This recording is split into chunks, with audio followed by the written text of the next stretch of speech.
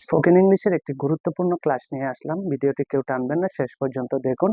যা age if O age দো দ্বারা ভিডিওটি দেখে অবশ্যই লাইক করবেন, কমেন্টস করবেন, সাবস্ক্রাইব করবেন। তাহলে এজ ইফ এজ দো, এজ ইফ এজ দো অর্থ হলো যেন, এজ ইফ এজ দো যেন।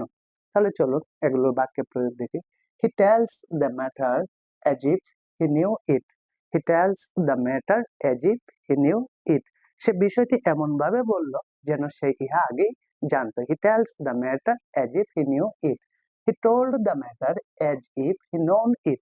এটা পাস্ট টেন্সে করা হয়েছে। He told the matter as if he known it.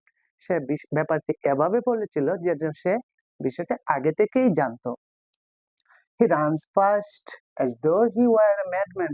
He runs fast as though he were a madman. সে এত দ্রুত দৌড়ালো যেন সে একজন পাগল।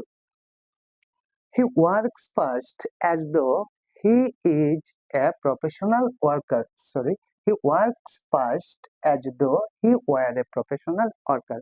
He works fast as though he were a professional worker. সে কাজটি এত দ্রুত করলো যেন সে একজন প্রফেশনাল ওয়ার্কার, প্রফেশনাল শ্রমিক। আমার ক্লাসটি ভালো লাগবে সাবস্ক্রাইব করতে ভুলবেন না। Thank you all.